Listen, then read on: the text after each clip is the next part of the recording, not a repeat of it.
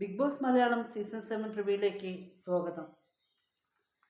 ഇന്നത്തെ എപ്പിസോഡ് എന്താണെന്ന് വെച്ചാൽ നമുക്ക് നോക്കാം. നമ്മുടെ ഒനിയനിലുണ്ടല്ലോ, ഒനിയനിൽ വന്നിട്ട് ഭയങ്കര ഫീലായി ആ മസ്താനിയും ലക്ഷ്മിയും ചേർന്ന് ചെയ്ത പരിപാടികൾ. ഒനിയനിൽ ഭയങ്കര സങ്കടമായി. ക്യാമറയിൽ പോയിട്ട് ഒനിയൽ പറയുന്നു, എനിക്ക് എൻ്റെ ജീവിതത്തിൽ ഇങ്ങനൊരു അനുഭവം ഉണ്ടായിട്ടില്ല ബിഗ് ബോസ്. എൻ്റെ കരിയറിനെ തന്നെ ഇത് വല്ലാണ്ട് ബാധിക്കുന്നുണ്ട്. അതുകൊണ്ട് നിങ്ങൾ എത്രയും പെട്ടെന്ന് ഇതിനൊരു സൊല്യൂഷൻ തരണം എന്ന് പറഞ്ഞ് ബിഗ് ബോസിനോട് പോയിട്ട് പറയുന്നുണ്ടായിരുന്നു. ക്ലാരിഫിക്കേഷൻ ഇത് ചെയ്ത് തന്നെ ആവണം എന്ന് പറഞ്ഞിട്ട് ബിഗ് ബോസിനോട് പോയി ക്യാമറയിൽ പറയുന്നു. ബിഗ് ബോസ് വന്നിട്ട് കൺഫെക്ഷൻ റൂമിലേക്ക് വിളിക്കുന്നു. അവിടെ പോയിരുന്നു ഒരേ കരച്ചിൽ നമ്മളൊക്കെ കണ്ട് സങ്കടമാവും. കാരണം ഞാൻ 42 വർഷത്തിൽ എനിക്കിങ്ങനെ ഒരു അനുഭവം ഉണ്ടായിട്ടില്ല ബിഗ് ബോസ്. അതുകൊണ്ട് നിങ്ങൾ ഇതിനൊരു ക്ലാരിഫിക്കേഷൻ തന്നു തന്നെ ആവണം. കാരണം എൻ്റെ ഫാമിലിയിലുള്ളവർക്കൊക്കെ സുഖമില്ലാതെ ഇരിക്കുകയാണ്. ഇത് ആർക്കും ഇങ്ങനെ ഒരു ദുഷ്പേര് കേട്ടു പറഞ്ഞാൽ ആർക്കും സഹിക്കാൻ പറ്റില്ല. എനിക്കേ തീരെ പറ്റില്ല, പിന്നെ എൻ്റെ ഫാമിലിയിലുള്ളവർക്ക് തീരെയും പറ്റില്ല. അതുകൊണ്ട് ബിഗ് ബോസ് വന്നിട്ട് ഇതിനൊരു ക്ലാരിഫിക്കേഷൻ പെട്ടെന്ന് ഇമ്മീഡിയറ്റ് ആയിട്ട് എനിക്ക് തരണം എന്ന് പറഞ്ഞ് ഇരുന്ന് കരയണം. നമുക്കും കാണുമ്പോൾ സങ്കടമായി അത്. കാരണം ഇത്ര വർഷത്തിൽ ഇങ്ങനെ ഒരു അനുഭവം ഇല്ല എന്ന് പറയുമ്പോൾ നമുക്കത് ഫീൽ തന്നെയല്ലേ. പക്ഷെ ലക്ഷ്മി ഇതിൽ ഉള്ളിൽ കിടന്ന് ഒരുപാട് കളിച്ചു. കാര്യങ്ങൾ നന്നായിട്ട് മനസ്സിലാക്കാണ്ട് മസ്താനി ഇങ്ങനെ പറഞ്ഞു എന്ന് പറയുമ്പോഴേക്കും ഭയങ്കരമായി ലക്ഷ്മി പോയിട്ട് ഉള്ളിൽ കളിച്ചു. മസ്താനിക്കും അത് വേണ്ടി കിടന്നില്ല എന്നായിട്ടുണ്ട്. കാരണം മസ്താനി പറയുന്നത് ഞാൻ ഇത്രത്തോളം വലിയ ക്രിയേഷൻ ആവുമെന്ന് ഞാൻ വിചാരിച്ചില്ല. എനിക്ക് തൊട്ടപ്പോൾ ബാഡ് ടച്ചായി ഫീൽ ചെയ്തു, അതുകൊണ്ട് ഞാൻ ലക്ഷ്മിയോട് പറഞ്ഞു എന്നുള്ള രീതിക്ക് മസ്താനി ഇപ്പം പറയുന്നു. ലക്ഷ്മി കേട്ടത് പാതി കേൾക്കാത്ത പാതി പോയിട്ട് ഭയങ്കര പ്രശ്നം അവിടെ ഉണ്ടാക്കി, പ്രശ്നം ഉണ്ടാക്കി. ഒരു മനുഷ്യൻ വീഴാൻ പോകുമ്പോൾ അവിടെ അടുത്ത ആരാണ് ഉണ്ടെന്ന് വെച്ച് പറഞ്ഞാൽ നമ്മൾ പെണ്ണാണോ ആണാണോ മനുഷ്യനാണോ മൃഗമാണോ ഒന്നും നമ്മൾ നോക്കില്ലല്ലോ. നമ്മൾ വീഴാൻ പോകുന്ന ഒരു മനുഷ്യൻ, ഹ്യൂമൻ ബീങ്സ്, ഒരു വീഴാൻ പോകുമ്പോൾ പെട്ടെന്ന് അവിടെ എന്താണെന്ന് വെച്ചാൽ അവിടെയെല്ലാം നമ്മൾ ടച്ച് ചെയ്യുക, അതെല്ലാം എന്നും ഉണ്ടാവുക. അതാണ് ഒനിയൽ ചെയ്തിരിക്കുന്നത്. അത് എത്രത്തോളം ക്രിയേഷൻ ആവുമെന്നും വിചാരിച്ചില്ല. അതുകൊണ്ട് ഭയങ്കര ഫീലായി. ഭയങ്കര അവിടെ ഓർഗ്യുമെൻറ്റും വഴക്കും രാത്രി അത്ര പ്രശ്നങ്ങളും ആയി.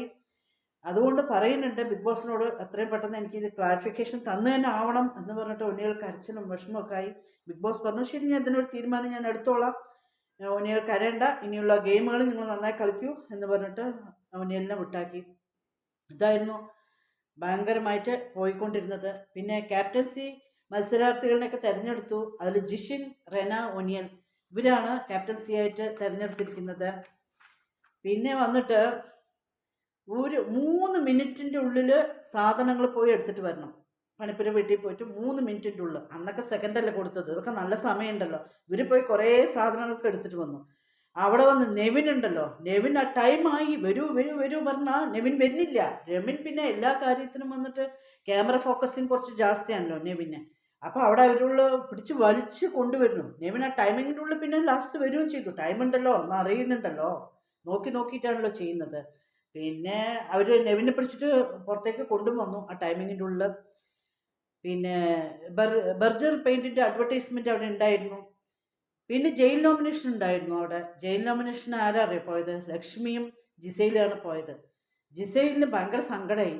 അക്ബർ വന്നിട്ട് ഫസ്റ്റ് ജിസയിൽ എന്ന് പറഞ്ഞു അത്ര പേര്. അപ്പം ജിസയിൽ പറയാണ്, എന്തിനാണ് എൻ്റെ പേര് ഫസ്റ്റ് നിങ്ങൾ പറഞ്ഞത്? പറയുമ്പോൾ വേറെ ആരെങ്കിലും പറഞ്ഞിട്ട് എൻ്റെ പേര് പറഞ്ഞാൽ പോരെ എന്നാണ് ജിസയിൽ ചോദിക്കുന്നത്. എന്ത് തന്നെയാണെങ്കിലും എന്നെ പറഞ്ഞു എന്നുള്ള ആ ഫീലായിരുന്നു, ഫസ്റ്റ് പറഞ്ഞു എന്നുള്ള ഫീലായിരുന്നു ജിസയിലുണ്ടായിരുന്നത്. പറഞ്ഞോട്ടെ, പക്ഷെ ഫസ്റ്റ് എൻ്റെ പേര് പറഞ്ഞു എന്നുള്ള ഒരു ഫീലാണ് ജിസയിലുണ്ടായിരുന്നത്. അക്ബറിന് എന്താ ചെയ്യാന്നേ അറിഞ്ഞില്ല. ഞാൻ ഇത്രത്തോളം വിചാരിച്ചില്ല എന്നാണ് ഇപ്പോൾ അക്ബർ പറയുന്നത്. പിന്നെ ഇവർ രണ്ടുപേരിനെയാണ്, ലക്ഷ്മിനെയും ജിസയിലിനെയാണ് കൊണ്ടുപോയത്. നമ്മുടെ അനീഷ് പറയുന്നു, ജിസയിൽ നീ അകത്തുള്ളതുകൊണ്ട് ഞാൻ അകത്ത് വന്നോട്ടെ എന്ന് ചോദിക്കുന്നു. അനീഷിൻ്റെ വായൊന്നും ഇങ്ങനെയൊന്നും വരില്ലല്ലോ. അത് കേട്ടപ്പോൾ എല്ലാവർക്കും ഒരു ഇതായിരുന്നു അവിടെ തോന്നിയത്. അനീഷ് ഇങ്ങനെ പറയുന്ന സമയത്ത് ഇവർക്ക് ഒരു മണ്ണുകൊണ്ട് ഹൗസ് മേറ്റ്സുള്ള ആൾക്കാരുടെ ഓരോരുത്തരെയും രൂപം ഉണ്ടാക്കണം. ഇതാണ് അവർക്ക് കൊടുത്ത ടാസ്ക്. അത് അവിടെ മണ്ണുകൊണ്ട് ഉണ്ടാക്കുന്നുണ്ടായിരുന്നു അതിൽ. അപ്പോൾ ഇതൊക്കെയാണ് ഇന്നലത്തെ എപ്പിസോഡ്. എല്ലാവരും മറക്കാതെ ജയാസ് ലൈഫ് സ്റ്റൈൽ ചാനൽ കാണുക, സപ്പോർട്ട് ചെയ്യുക, ലൈക്കും കമൻറ്റ് ചെയ്യുക, സബ്സ്ക്രൈബ് ചെയ്യാത്തത് സബ്സ്ക്രൈബ് ചെയ്യുക. വീണ്ടും നാളെ കാണാം. ബൈ.